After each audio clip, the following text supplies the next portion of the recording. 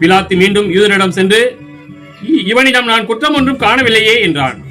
மேலும், பாஸ்கா விழாவின் போது உங்கள் விருப்பப்படி ஒரு கைதியை விடுதலை செய்யும் வழக்கம் உண்டே. யூதரின் அரசனாகிய இவனை நான் விடுதலை செய்யட்டுமா? உங்கள் விருப்பம் என்ன என்று கேட்டான். அதற்கு அவர்கள், இவன் வேண்டாம், பரபாவையே விடுதலை செய்யும் என்று மீண்டும் கத்தினார்கள். அந்த பரபா ஒரு கள்வன். பின்னர் பிலாத்து இயேசுவை சாட்டையால் அடிக்க செய்தான். வீரர்கள் ஒரு முள்முடி பின்னி அவர் தலையின் மேல் வைத்து செந்நிற மேலுடையை அவருக்கு அணிவித்தார்கள். அவரிடம் வந்து, யூதரின் அரசே வாழ்க என்று சொல்லி அவருடைய கன்னத்தில் அறைந்தார்கள்.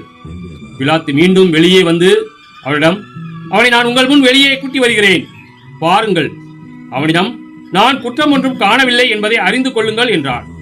இயேசு முள்முடியும் செந்நிற மேலுடையும் அணிந்தவராய் வெளியே வந்தார். பிலாத்து அவரிடம், இதோ மனிதன் என்றார். அவரை கண்டதும் தலைமை குருக்களும் காவலர்களும் சிலுவையில் அறையும் என்று கத்தினார்கள். பிலாத்து அவரிடம், நீங்களே இவனை கொண்டு போய் சிலுவையில் அறையுங்கள், இவனிடம் குற்றம் இருப்பதாக எனக்கு தெரியவில்லை என்றார். யூதர்கள் அவரை பார்த்து, எங்களுக்கு ஒரு சட்டம் உண்டு, அந்த சட்டத்தின்படி இவன் சாக வேண்டும், ஏனெனில் இவன் தன்னையே இறைமகன் என உரிமை கொண்டாடுகிறான் என்றனர். பிலாத்து இதை கேட்டதும் இன்னும் மிகுதியாய் அஞ்சினான். அவன் மீண்டும் ஆளுநர் மாளிகைக்கு சென்று இயேசுவிடம், நீ எங்கிருந்து வந்தவன் என்று கேட்டான். ஆனால் இயேசு அவனுக்கு பதில் கூறவில்லை. அப்போது பிலாத்து, என்னோடு பேச மாட்டாயா? உன்னை விடுதலை செய்யவும் எனக்கு அதிகாரம் உண்டு, உன்னை சிலுவையில் அறையவும் எனக்கு அதிகாரம் உண்டு என்பது உனக்கு தெரியாதா என்றார். இயேசு மறுமொழியாக, மேலிருந்து அருளப்படாவிடில் உமக்கு என்மேல் எந்த அதிகாரமும் இராது. ஆகவே என்னை உம்மிடம் ஒப்புவித்தவன் பெரும் பாவம் செய்தவன் என்றார். அது முதல் பிலாத்து அவரை விடுவிக்க வழி தேடினான். ஆனால் யூதர்கள், நீர் இவனை விடுவித்தால் சீசருடைய நண்பராய் இருக்க முடியாது, தம்மையே அரசராக்கிக் கொள்ளும் எவரும் சீசருக்கு எதிரி என்றார்கள். இவ்வார்த்தைகளை கேட்டதும் பிலாத்து இயேசுவை வெளியே கூட்டி வந்தான். கல்தளம் என்னும் இடத்தில் இருந்த நடுவர் இருக்கை மீது அமர்ந்தான்.